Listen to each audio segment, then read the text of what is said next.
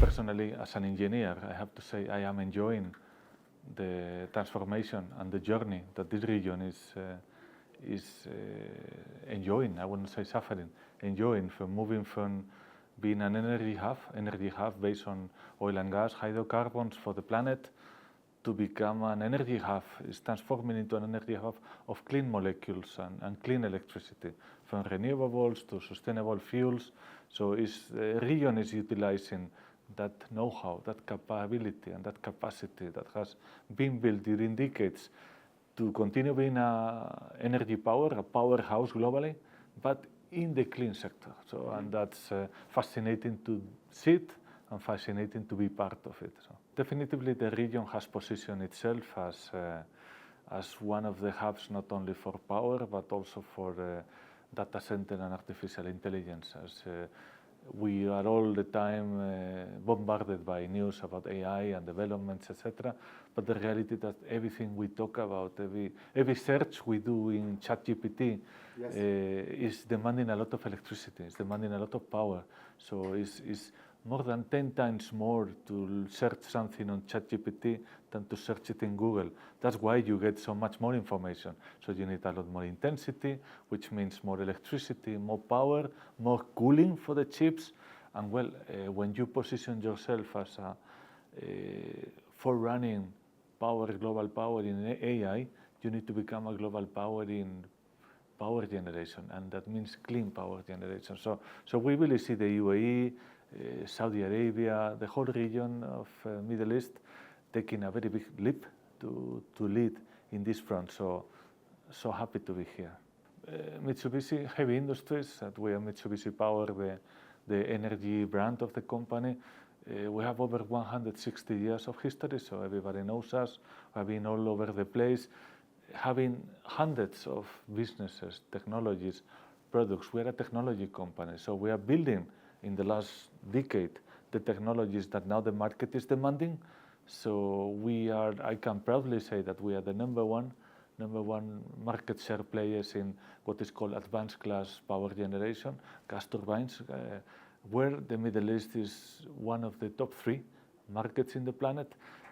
I would say if you take the US is one market, Middle East is same scale, even a bit higher depending which year. I mean, it is talking about different moments. So we have a presence in the Middle East of more than 70 years here. So we have been with different technologies, boiler for power generation, open cycle, combined cycle. Now we have projects like Fujairah here in the UAE. We have a big workshop in Abu Dhabi. We have a big presence in Dubai.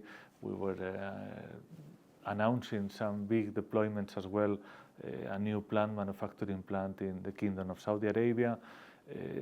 I would say globally, the 2 biggest markets of demand of new clean electricity are the States and the Middle East. And the Middle East is, because it's several countries, yes, you can easily claim that you are on the top league. That's a very blunt kind of definition, rich or poor. I mean, there is one of the richness that cannot be denied in this region is the sun, is the power of photons, the power of transforming the sun irradiation into electricity.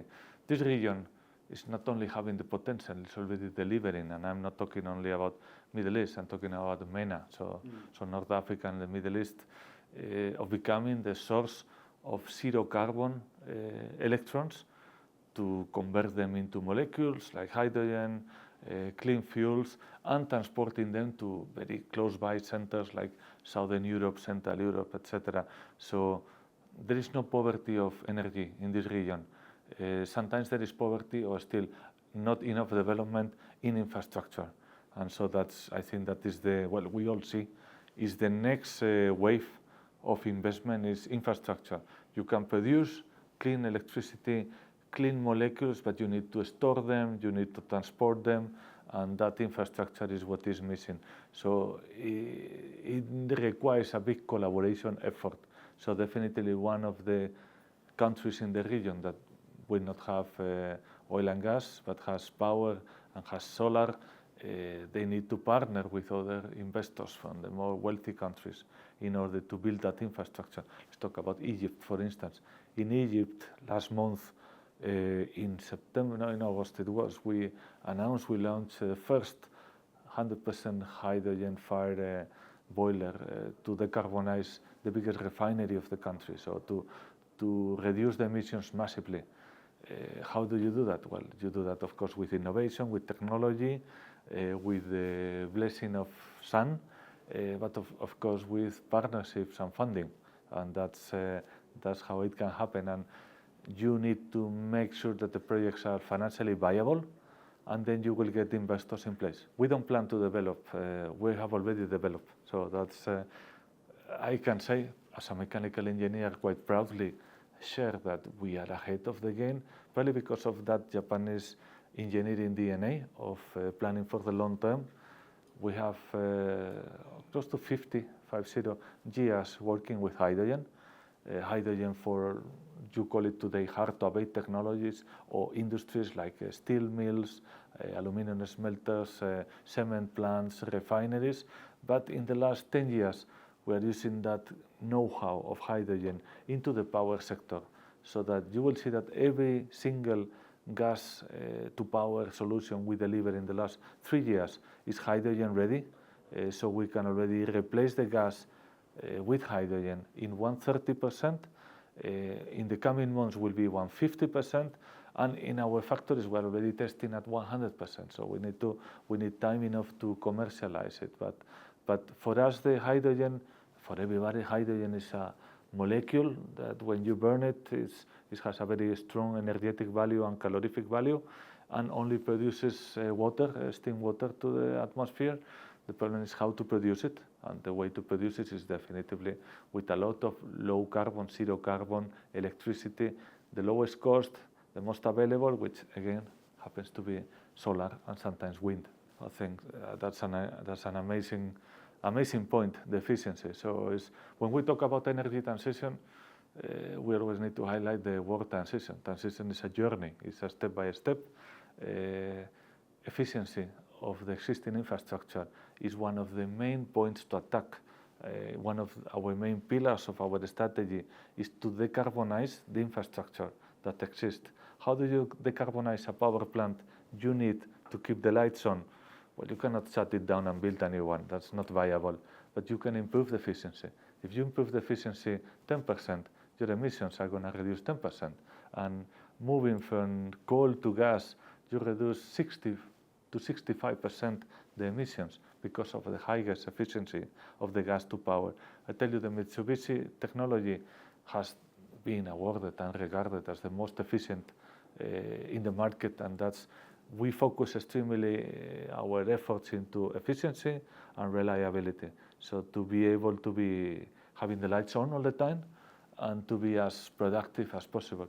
Efficiency is the biggest saving in money and saving in emissions, which is part of that energy transition we talk about. You named two of our global main partners that are not only in the UAE, they're also globally. So we are doing projects. I just can name a project from the last weeks with TACA in Morocco. I mean, so that we see the UAE is extremely strong player, or the Middle East, but the UAE is a very strong player beyond the Middle East. So investing in the whole Eastern Europe, Central Europe, even Northern Africa, going everywhere to deploy those innovations, innovative technologies, but also innovative business models.